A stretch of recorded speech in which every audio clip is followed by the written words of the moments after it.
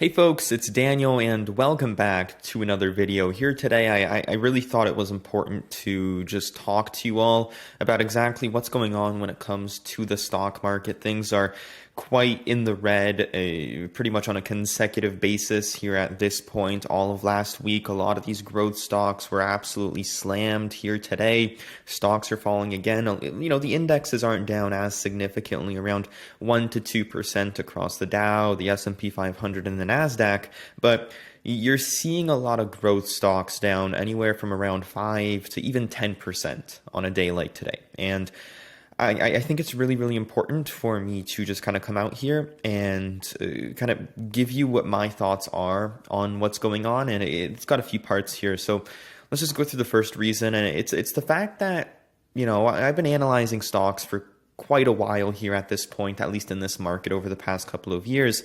And what I've realized throughout 2021 is that for a lot of companies, the stock market priced in perfection, if not beyond perfection, into a lot of valuations, to a point where you look at any company and, I have this whole process that I go through in terms of extrapolating revenues and profits and evaluation to come up with a potential long-term price target for a company. And what I was finding is that if you go through a company's own expectations and say, all right, 5 years down the road, they get to this revenue number, this profit number, and use a relatively, I want to say, conservative valuation or PE ratio, you would get pretty lackluster results in terms of expected price performance.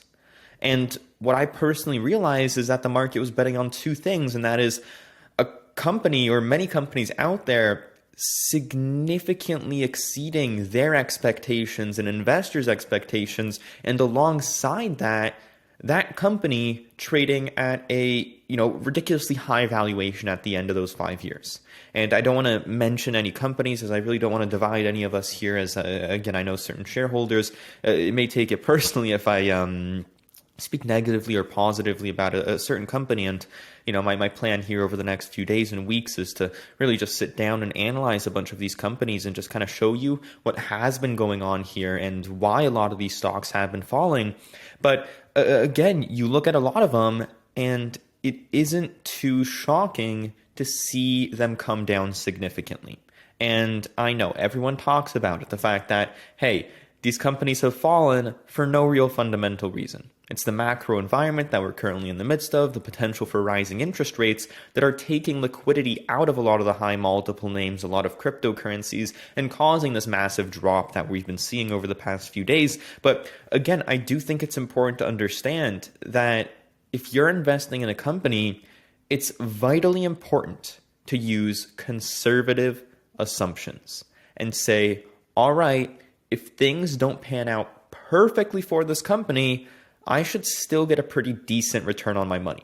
And as I mentioned previously, what I saw throughout 2021 and honestly continue to see with a decent chunk of companies here today is, again, if you use those conservative assumptions, you're deep in the red 5 years from now. And that's just the bottom line at this point. And, you're really betting on that real overachievement to get a significant return. And when I look at this kind of reset that we've seen over the past couple of months, I personally view this as very, very healthy and something that brings the market down to a more realistic kind of situation and scenario that has existed here over the past couple of years and decades, to where it's kind of, almost discounting potential risk, in the sense that the market is starting to realize that, hey, maybe if a company like Celsius, which I love their product, I love their business model, but they were with no doubt trading at a high multiple, if they don't perfectly grow and get to profitability over the next 5 years, maybe we should start to price that into the stock a little bit to give that kind of margin of safety, which I think is really, really important. Being able to use conservative assumptions in your multiples, in your assumptions, in your potential models allows you to have that margin of safety and allows you to sleep well at night thinking, all right, if things don't pan out perfectly, I'm still making money. And that's been the shift that I've personally made here over the past few quarters, really shifting to a lot more, I want to say, established companies, or companies potentially with a bit of a track record of profitability. And I personally do think that those are the ones that, it's not just like a personal opinion, it's kind of fact. The fact that the companies that have fallen significantly are the ones that have things to prove. And the ones that have kind of held back on this massive pullback are some of the more established names. And I don't think that's a coincidence at this point. And again, that's just kind of my overall thought process on what's going on and moving forward. Now, when it comes to the moves I'm planning to make, obviously, I've said this before, I'm going to say it again. I do think 2022 is going to be a year of opportunity when it comes to a lot of these beaten down growth stocks. As if interest rates do end up going up, we could very well continue to see this discount of risk in a lot of these names. And I think even now, a lot of quality companies are getting bundled up with this. A lot of quality companies that, using 2021 and 2022 numbers, are trading cheap.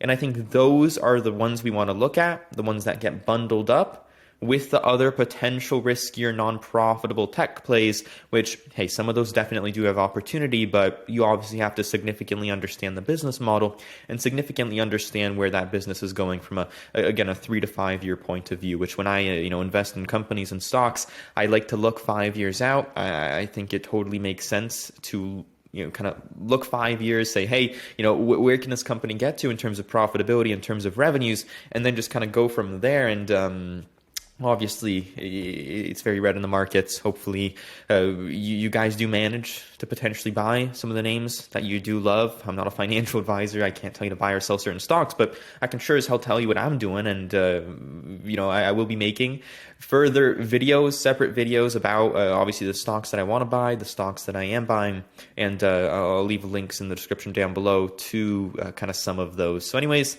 thanks so much for watching. I really, really do appreciate it. If you found some value in this, it's a bit of a quicker video here, but I did think that it's important to get these things out there, and just kind of my thought process around it. So anyways, thank you all so much for watching. Let me know in the comment section down below what stocks you are buying in the midst of all of this red, what your thoughts are, and I will see you all in the next one. Bye-bye, folks.